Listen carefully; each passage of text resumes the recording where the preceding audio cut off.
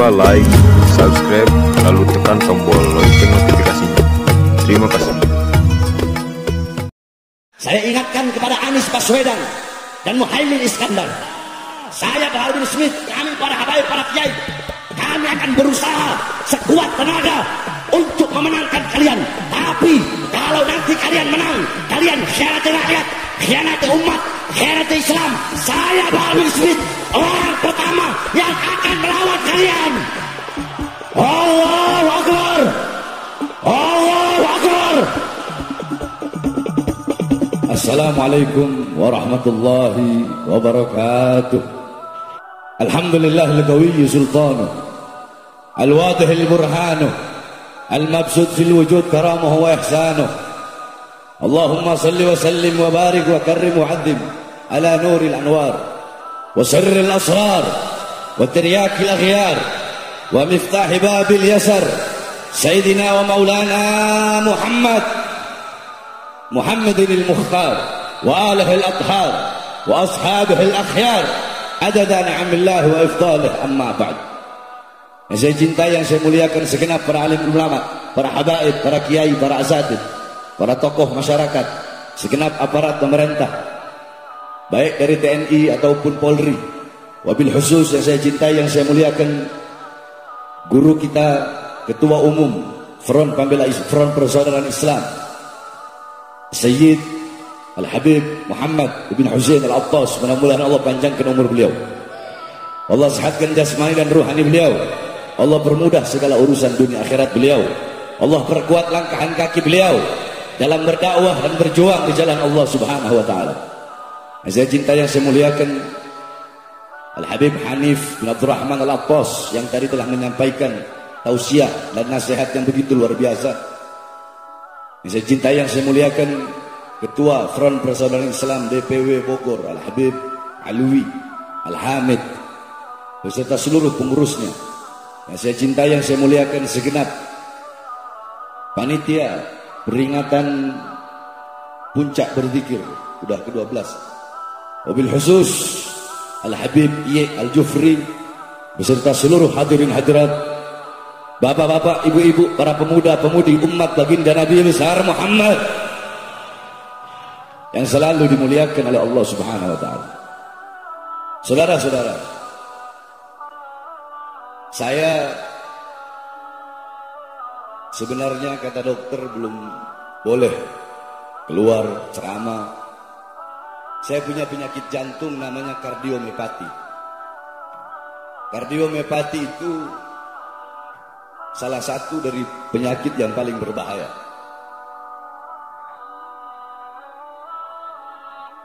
Jadi nggak boleh terlalu capek dan segala macam lah. Tapi saya nggak pedulikan itu semua, karena saya hidup untuk melayani umat, melayani masyarakat. Dan ini acara tahunan yang tidak bisa ditinggalkan, sehingga ya dokter mau bilang nggak ngerokok, rokok jalan terus. Makanya saya keluar dari rumah sakit. Hadirin, tadi udah banyak nasihat-nasihat dari para ulama. Saya hanya ingin menyampaikan sedikit. Kita duduk di ini majlis berzikir kepada Allah Subhanahu wa taala. Lidah-lidah kalian yang basah dengan tahlil, dengan tahmid, dengan tasbih, dengan takbir, dengan tamjid, dengan sholawat, itu adalah lidah-lidah yang kelak di akhirat akan basah dengan telaga kautsarnya baginda Nabi besar Muhammad. Kalian duduk di sini berzikir mengingat Allah, Allah akan mengingat kalian. Kalian duduk di sini memuliakan, mengagungkan Nabi Muhammad, kalian menjadi mulia dan menjadi agung juga karena kemuliaan dan keagungan baginda Nabi besar Muhammad sallallahu alaihi wasallam. Saudara-saudara, saya tidak panjang lebar, 5 menit. Nabi Allah Adam alaihi salam, bapaknya manusia. Nabi Adam, beliau pernah berwasiat. Wasiat beliau untuk anak cucunya agar berhati-hati. Wasiat beliau ini kepada seluruh manusia. Apa wasiat beliau? Qala Nabiullah Adam alaihi salam, "Idza aradtum an fi'la syai'in faqaddimu thalathata asya' fa ihda min thalatha istasyirul akhyar. Nabi Allah Adam alaihissalam beliau berkata, wahai manusia, hei manusia, hei anak cucuku, jikalau engkau ingin melakukan perkara apapun, hal apapun, perbuatan apapun, perlakuan apapun, sebelum melakukan hal itu, perkara itu, perbuatan itu, hendaknya dahulukan 3 perkara ini. Yang pertama, istasyirul akhyar. Bermusyawarahlah dengan orang-orang soleh. Minta pendapatnya orang soleh, minta pendapatnya ulama, minta pandangannya ulama, minta nasihat para ulama. Karena andaikan dulu aku minta pendapat malaikat di dalam memakan buah khuldi, maka malaikat akan menasihatiku agar aku jangan mendekati pohon itu. Karena Allah berkata, la taqrabu hadhihi syajarah. Jangan dekat pohon. Deketin pohon aja nggak boleh, apalagi memakan. Andaikan dulu aku minta nasihat malaikat, maka malaikat pasti akan menasihatiku. Sayang, dulu aku tidak minta nasihat dan pendapat malaikat, sehingga Allah keluarkan aku dari surga ke bumi. Itu yang pertama. Yang kedua, setiap kalian, kalau lagi taklim, jangankan ada suara-suara begitu.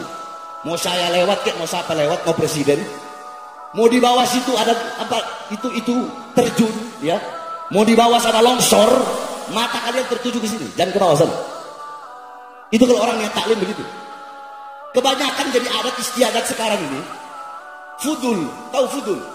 Satu orang aja berdiri begini, semua langsung begini. Itu ngaji apa itu orang ini? Mau di bawah langit runtuh di bawah sana, lihat ke sini. Lihat ke ulama-ulama ini yang sedang ngasih nasihat. Jangan lihat ke situ. Itu namanya fudul. Tahu? Namanya apa? Kurang keras apa? Fudul. Suka cari tahu apa sih? Siapa sih? Habib Bahar. Nggak usah. Wah, Habib Bahar kayak yang lewat. Siapa kayak yang lewat? Duduk khusyuk. Dengarkan nasihat. Yang kedua kata Nabi Allah Adam, setiap melakukan sesuatu apapun, pikirkan akibat dari sebab yang engkau lakukan. Andaikan dulu aku memikir, andaikan dulu aku berpikir, kalau akibat dari sebab makan buah ini Allah akan murka sehingga mengeluarkan aku dari surga, aku gak bakal makan buah khuldi. Dulu aku gak mikir akibat dari sebab yang aku lakukan. Paham? Jadi ini aja yang saya bahas. Yang ketiganya nanti tahun depan baru saya bahas. Apa perkataan yang ketiga itu? Nah, saudara-saudara sekalian yang dimuliakan oleh Allah, ini musim-musim pemilu, betul? Betul? Jawab yang keras, ini musim-musim pemilu, betul? Musim pemilu begini, capres-capres manapun, pejabat-pejabat, partai-partai pendukungnya, tim-tim suksesnya, bahkan perempuan-perempuan, istri-istri tim sukses, istri-istri capres, istri-istri pejabat, bahkan mak banteng mendadak pakai jilbab, saudara-saudara. Betul? Betul? Gak apa-apa, Habib Iya gak bakal ditahan kok anak ngomong mak banteng. Tenang aja. Dulu tahun 2013 anak keluar kasus demos, anak ceramah. Bahas tadi nih gara-gara mak banteng. Anak dilaporkan sama ketua PDI Hasto kalau nggak salah. Cybercrime. Ketika dilaporkan, polisi penyidik nanya, apakah benar Habib dalam ceramahnya menyebut Ibu Megawati dengan sebutan mak banteng? Betul.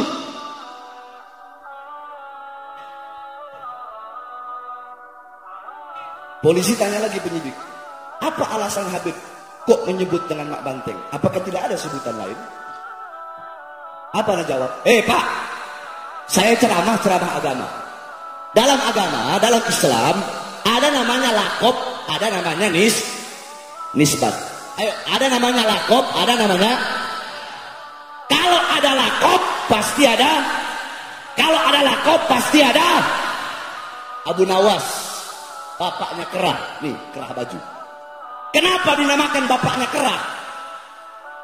Karena Abu Nawas itu kalau pakai baju kerahnya lebih panjang dari kepalanya. Makanya dinamakan bapaknya Kerah. Itu penisbatan namanya. Paham? Sufyan Ats-Tsauri, Ats-Tsaur artinya banteng. Lakopnya Tsaur, kan? Banteng. Cuma bedanya apa sama banteng nanti ada beda. Sufyan Ats-Tsauri diberi lakop Ats-Tsaur banteng karena beliau pernah nggak sengaja mendahulukan kaki kiri masuk masjid. Tiba-tiba terdengar suara, ya Tsaur qaddimul yumna, banteng, dahulukan kaki kanan. Semenjak itu beliau diberi gelar banteng. Itu nisbat penyandaran kepada gelar. Yang kita kenal Imam Ghazali. Siapa yang kenal Imam Ghazali? Nah, ulama ya, para ahli syiar, ahli sejarah, pendapatnya macam-macam. Ada yang bilang Ghazali itu Imam Ghazali itu nisbatnya dari desa yang bernama Ghazalah. Tapi dibantah. Pendapat yang paling muktamad, pendapat yang paling kuat, pendapatnya Al-Imam Adz-Dzahabi dalam kitab Syiarul A'lam An-Nubala. Di situ beliau katakan, aku telah keliling daerah Imam Ghazali mulai dari tempat lahir, tidak ada desa yang bernama Ghazalah. Sehingga yang benar lakop Ghazali itu dari kata Ghazal yang artinya tukang tenun, tukang jahit, tukang sol. Karena bapaknya Imam Ghazali, keluarganya semua itu berasal dari tukang. Jadi ada lakop, ada nis. Bapak udah paham? Paham betul saya. Sekarang saya tanya sama Bapak. Megawati itu ketua umum partai apa? PDI, Beb. Nah. PDI itu lambangnya apa, Pak? Banteng. Ya saya panggil Pak Banteng. Kalau PDI lambang monyet, saya panggil Pak Monyet. Bener nggak, Beb? Bener nggak? Ayo, enggak? Iya, bener nggak, Ayo, bener nggak? Coba lambangnya monyet, dia panggil Pak Monyet. Atau coba lambangnya, ya dipanggilnya Mak Bidadari. Berarti Beb, yang lain juga gitu. Ya, yang lain juga gitu. Golkar waktu itu Abu Rizal Bakri, ya berarti bapaknya beringin. Siapa apa bapaknya Ka'bah? Siapa tuh? Kalau apa partai bilang lambang-lambangnya itu nggak paham mana? PKB, terus apa lagi itu? Pokoknya ya itulah seperti itu. Paham Pak? Paham Beb. Jadi salah nggak saya secara agama? Nggak salah Beb. Secara negara salah nggak? Nggak salah juga Beb. Nah musim politik begini nih. Jadi para pejabat-pejabat itu butuh sama kita, butuh sama rakyat, butuh sama masyarakat. Kalau ada maunya dong, saudara-saudara. Ini yang terjadi, ini nyata. Mendadak jadi santriwati yang perempuan-perempuan. Yang laki-laki mendadak jadi santri. Pakai peci, pakai sarung. Masuk gorong-gorong. Keluar jadi presiden. Macam-macam. Ada yang jadi bintang iklan wudhu. Saya tanya, munafik gak? Munafik gak? Munafik gak? Saya berjanji, kalau saya jadi presiden, saya berjanji, kalau saya jadi gubernur, saya berjanji, kalau saya jadi wali kota, kalau jadi bupati, dan lain sebagainya, kalau jadi caleg, saya tidak akan makan gaji saya. Goblok, biadab, iya, kalian gak makan gaji kalian. Gaji kalian cuma berapa? Paling 40 juta, 50 juta, gaji presiden 60 juta, kalian gak makan, tapi ratusan triliun uang rakyat, kalian rampok dan kalian makan. Betul? Iya benar, janji ditepati janjinya. Nggak makan uang rakyat. Saudara-saudara sekalian dimuliakan oleh Allah Subhanahu wa taala. Mereka butuh sama kita kalau ada maunya doang. Lagi pemilu begini nih, wow. Butuh sama rakyat, butuh sama masyarakat, terjun langsung, turun langsung. Ada yang tadinya sok garang tiba-tiba baik sama masyarakat, lemah lembut sama masyarakat. Banyak gak? Banyak gak? Memberikan janji, saya berjanji memakmurkan rakyat, saya berjanji mensejahterakan rakyat, saya berjanji berbuat adil kepada rakyat. Hei, engkau pendusta, engkau pembohong, kalian zalimi rakyat, kalian bohongi rakyat, kalian tipu rakyat, pengangguran semakin banyak. Kalian lebih mementingkan investor asing daripada tanah rakyat, daripada keringat rakyat, darah rakyat. Pendusta, pembohong kalian. Kalian mengundang perusahaan-perusahaan asing dari luar datang ke Indonesia untuk merampok kekayaan alam yang ada di Indonesia, saudara. Saya tanya, kezaliman seperti ini lawan apa biarkan? Lawan apa biarkan? Ketidakadilan lawan apa biarkan? Lawan apa biarkan? Ini yang terjadi saudara-saudara. Nah makanya kata Nabi Adam tadi, kalau mau melakukan hal apapun, minta pendapat ulah, minta pendapat para minta pendapat para kiai, minta pendapat para habah. Cuma Ustadz, Kiai, Habib itu ada terbagi dua. Terbagi berapa? Jadi terbagi dua. Ini para ulama-ulama, para ustadz, para kiai, para habaib yang berdiri depan pintu surga, berdiri depan pintu kekuasaan, jadi penjilat-penjilat pejabat. Mereka Allah kasih anugerah ilmu, Allah kasih ilmu kepada mereka, tetapi ilmu yang Allah berikan, alimun alladzi yaj'alu ilmahu tabi'an li ra'yil muluk. Ulama tapi menjadikan ilmunya untuk mengikuti kemauan para penguasa. Penguasa mau yang halal jadi haram, mereka bikin keluarkan fatwa halal jadi haram. Yang haram penguasa pengen jadi halal, mereka bikin bagaimana caranya yang haram jadi halal. Tawa ayat, tawa hadis, tapi kalimatul haq uridu bihal batil. Ini yang terjadi saudara-saudara. Nah, ulama seperti ini saya tanya, Allah kasih ilmu, ilmunya dia pakai untuk seperti itu. Khianatin Allah enggak? Ya jawab yang keras, khianat enggak? Khianat enggak? Khianat enggak? Khianatin Rasulullah enggak? Banyak nggak begitu? Banyak gak? Banyak gak? Makanya ikuti pendapat ulama yang lurus maksud saya. Ikuti pendapat ulama yang istiqomah, yang nggak bisa dibeli, yang nggak bisa disuap, yang nggak bisa disogok. Saudara-saudara, saya tanya, apakah pernah imam besar kita Habib Rizik mengkhianati kita umat Islam? Beliau rela dipenjara berkali-kali, dipisahkan dengan anak istrinya, laskarnya dibunuh, dibantah. Beliau hijrah ke Makkah. Beliau dizolimi, dihina, dicaci, dimaki. Tapi ada beliau meninggalkan umat, ada mengkhianati umat. Saya masuk penjara, Habib Hanif masuk penjara, tangan saya diborgol, perut saya diborgol, kaki saya diborgol. Ada saya khianati umat? Apakah dengan diancam di penjara ataupun mau dibunuh kami meninggalkan umat? Ada kami terima uang dari pejabat, disogok, disuap dari pejabat? Nah saya tanya, kalian mau pilih yang mana? Satu, perhatikan.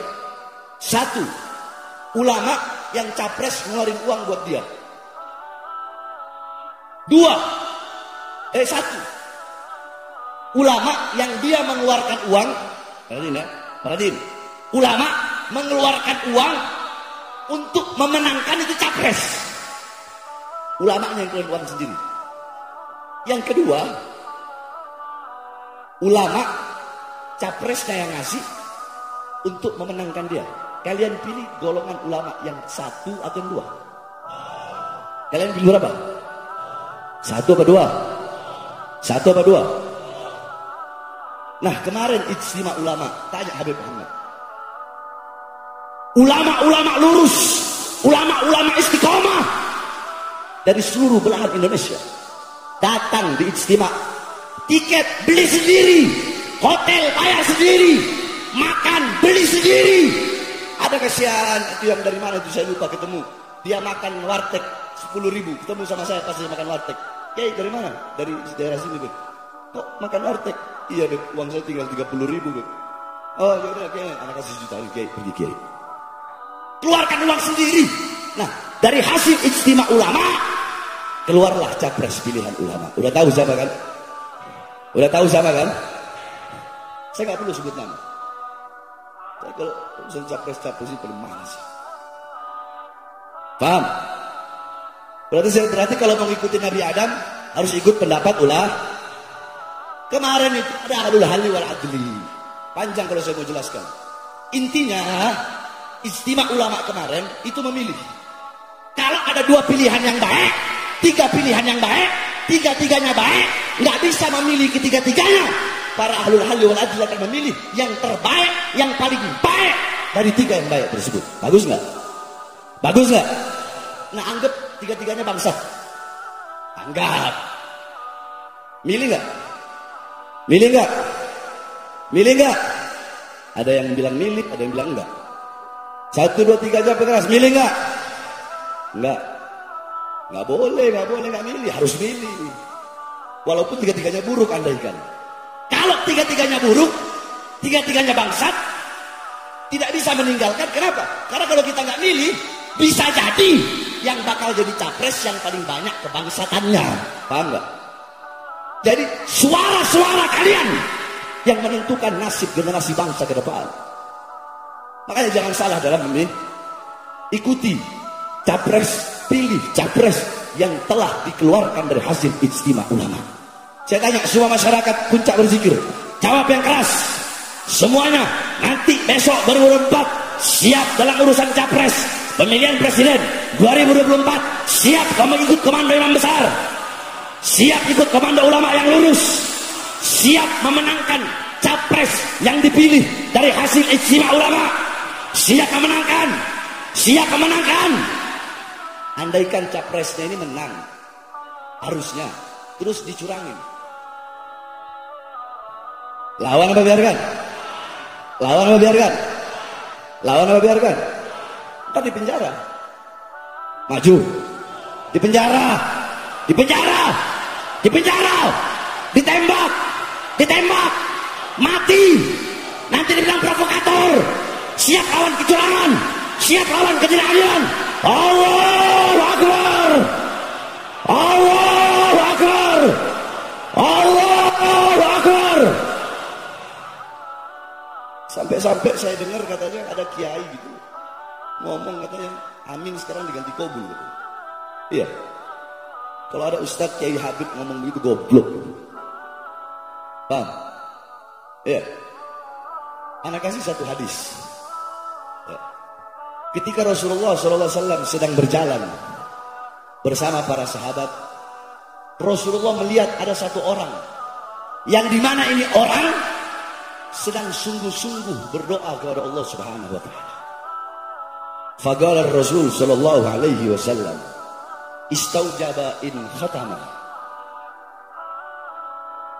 Faqala rajulun min qaumin ya Rasulullah, fa bi ayyi syai'in yakhtim? Faqala bi amin. Bi amin. Faqad istaujaba bi amin.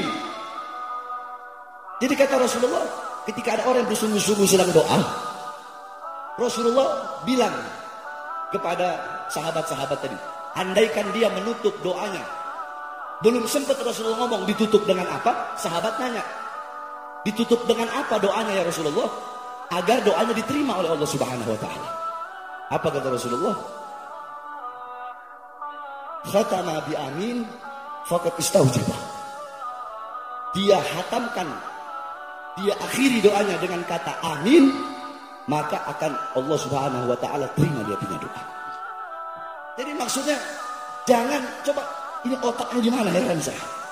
Jangan hanya gara-gara beda pilihan capres terus disangkut pautkan ke urusan orang amin diganti kobul. Ini dari mana ini? Ini yang mengajarkan Rasulullah. Oke lah, nggak apa-apa. Saya jelaskan.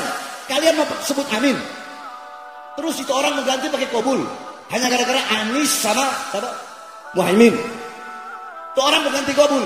Sekarang emangnya mereka tahu di dalam hati kalian ketika ada orang berdoa kalian sebut amin ada 3 perkara. Yang satu, apakah amin kalian untuk mengaminkan si capres tersebut agar menang? 1.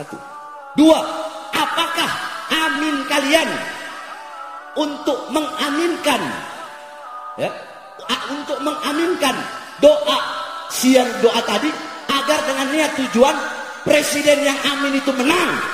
Yang ketiga, apakah niat kalian memang ikhlas mengucapkan amin bukan untuk presiden manapun, tapi karena mengikuti perintah Rasulullah? Memangnya mereka tahu 3 maksud dan tujuan hati yang ada dalam hati orang yang setiap ngomong amin itu? Mereka tahu nggak? Tahu nggak? Kalau nggak tahu, kenapa mengeluarkan fatwa seperti itu? Goblok. Paham? Sebenarnya sama gobul itu adatnya kita orang kata yakni gobul, yakni amin itu kata Imam Nawawi dalam kitabnya, dalam kitab At-Tibyan kalau nggak salah, amin itu banyak arti. Bisa diartikan ya Allah perkenankanlah, ya Allah terimalah, ya Allah jawablah, ya Allah jangan kecewakan hamba. Banyak artinya amin. Gobul pun ya Allah ya gobul ya Allah, gobul ya Allah. Sama mau amin mau gobul. Tapi kenapa kok harus ada kata amin ini seluruh dunia udah amin. Kenapa disangkut-sangkut pautin sama amin capres? Ini kan otaknya di mana ulama seperti ini, betul? Betul. Oleh karenanya saudara-saudara sekalian yang dimuliakan oleh Allah Subhanahu wa taala. Nanti tahun 2024 jangan sampai salah. Saya mulai dari kemarin, mulai dari sebelum ijtima ulama itu saya udah keliling Indonesia untuk menyampaikan kepada seluruh masyarakat khususnya umat Islam untuk memilih capres hasil ijtima ulama sebelum ijtima ulama digelar. Benar Habib Muhammad saksi banyak, ada 2 anak keliling Indonesia. Anak malam ini ada 5 tempat, tapi yang hadir cuma di sini, yang 4 anak hadir di Jakarta. Satu malam itu anak ceramah paling sedikit 5. Kalau malam minggu bisa 10-11. Kita ambillah setengahnya. Kita ambil 7 tempat. Satu kali saya ceramah, apalagi daerah Jawa Barat, Banten sana, itu yang hadir bisa 10.000 orang. Hitunglah 50.000 orang satu malam, 5 tempat. 50.000 kali 10 hari berapa? 500.000 kali 20 hari, kali 30 hari, 1,5 juta.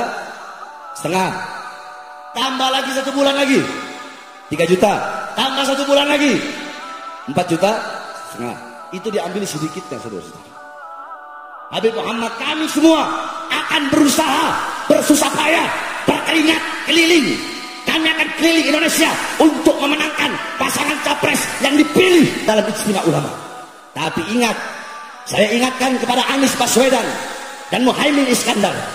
Saya Bahar bin Smith, kami para habaib, para kiai, kami akan berusaha sekuat tenaga untuk memenangkan kalian. Tapi kalau nanti kalian menang, kalian khianati rakyat, khianati umat, khianati Islam, saya Bahar bin Smith orang pertama yang akan melawan kalian. Allahu Akbar, Allahu Akbar. Adil nggak kalau gini? Adil nggak? Iya, kita harus adil. Jadi suara-suara kalian yang menentukan nasib dan generasi bangsa ke depan. Paham? Ini saja yang dapat saya sampaikan.